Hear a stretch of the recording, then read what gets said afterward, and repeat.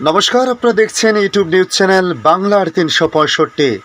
আজ ১৩ই মে সোমবার। কলকাতা সহ রাজ্য জুড়ে ফের বাড়বে গরম, এমনই ইঙ্গিত আবহাওয়া দপ্তরের। বৃষ্টিপাত কমতে শুরু করবে আজ থেকে, তবে বিক্ষিপ্ত বৃষ্টিপাত চলতে পারে কলকাতা সহ দক্ষিণবঙ্গ জুড়ে।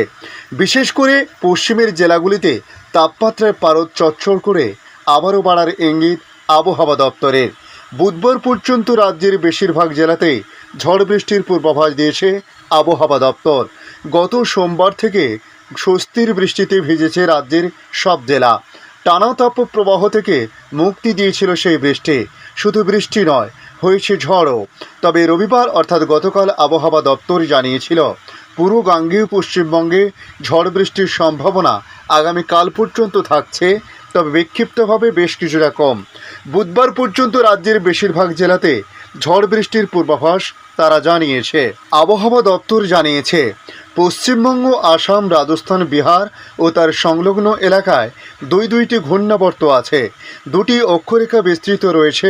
মূলত ঘূর্ণাবর্ত এবং অক্ষরেখার প্রভাবে আবহাওয়ার এই অনুকূল পরিস্থিতি তৈরি হয়েছে।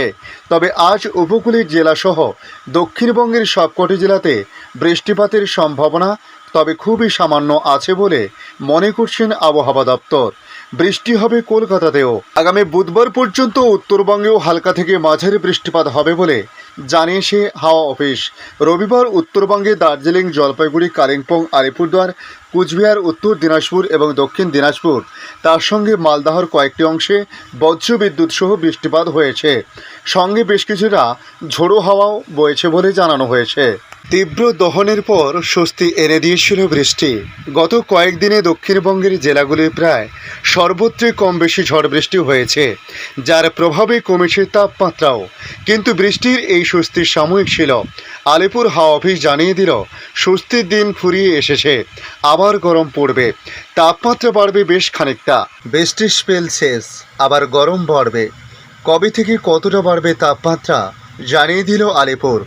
আবহাওয়া দপ্তরের পূর্বাভাস অনুযায়ী দক্ষিণবঙ্গের কিছু জেলায় সোমবার পর্যন্ত বৃষ্টি হতে পারে বলে জানানো হয়েছে। তবে তারপর আর আপাতত বৃষ্টির সম্ভাবনা নেই। তাপমাত্রা আবার বাড়তে চলেছে বলে জানাচ্ছে আবহাওয়া দপ্তর। তীব্র দহনের পর স্বস্তি এনে দিয়েছিল বৃষ্টি। তবে নতুন করে ঘূর্ণাবর্ত সৃষ্টি হতে পারে বঙ্গোপসাগরে আগামী 20শে মে নাগাদ। সেখান থেকে তৈরি হতে পারে গভীর নিম্নচাপ।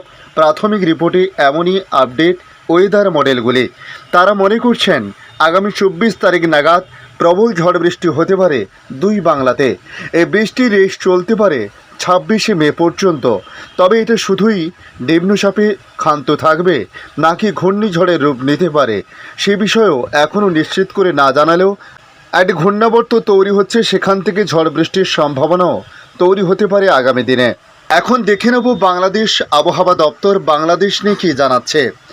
আজ সোমবার গরম আরও বাড়ার ইঙ্গিত আবহাওয়া দপ্তরের। দিনের তাপমাত্রা 2 ডিগ্রি সেলসিয়াস পর্যন্ত বেড়ে দেশের বিভিন্ন অঞ্চলে ফের তাপপ্রবাহ শুরু হতে পারে বলে জানিয়েছে আবহাওয়াবিদরা। গত 31শে মার্চ শুরু হয়ে 6 মে পর্যন্ত টানা 37 দিন দেশের উপর দিয়ে বয়ে যায় তাপপ্রবাহ।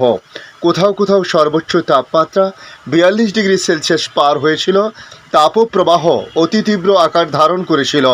তীব্র গরমে কষ্ট পেয়েছিল প্রায় সারা দেশের মানুষ।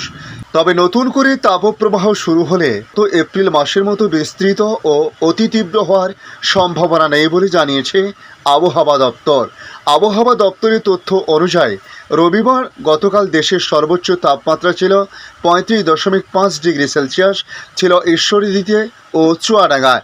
ঢাকায় সর্বোচ্চ তাপমাত্রা ছিল 34.2 ডিগ্রি সেলসিয়াস। তবে আবহাওয়াবিদ হাফিজুর রহমান জানান, 24 ঘন্টায় রংপুর, রাজশাহী, ঢাকা, ময়মনসিংহ, খুলনা, বরিশাল ও সিলেট বিভাগ সমূহের 2-1 জায়গায় অস্থায়ীভাবে দমকা বা ঝোড়ো হাওয়া সহ বৃষ্টি বা বজ্র সহ বৃষ্টি হতে পারে। এছাড়া দেশের অন্যত্র অস্থায়ীভাবে আংশিক মেঘলা আকাশ সহ আবহাওয়া প্রধানত শুষ্ক থাকতে পারে। এ সময় সারা দেশের দিনের তাপমাত্রা 1 থেকে 2 ডিগ্রি সেলসিয়াস বাড়তে পারে এবং রাতের তাপমাত্রা সামান্য বাড়তে পারে বলেও জানিয়েছেন তিনি। তবে মঙ্গলবার সারা দেশে দিন এবং রাতের তাপমাত্রা 1 থেকে 2 ডিগ্রি সেলসিয়াস বাড়তে পারে বলে পূর্বাভাসে জানিয়েছে আবহাওয়া অধিদপ্তর। আজকের আপডেট এই পর্যন্ত। পরবর্তী আপডেটের জন্য আমাদের এই ইউটিউব নিউজ চ্যানেলটিকে সাবস্ক্রাইব করে কাছে বেল চিহ্নতে ক্লিক করে অল চিহ্নতে প্রেস করে রাখার জন্য রিকোয়েস্ট করলাম। পাশাপাশি আপনারা কোথা থেকে ভিডিওটি দেখছেন অবশ্যই কমেন্ট বক্সে কমেন্ট করে জানাতে পারেন। ধন্যবাদ।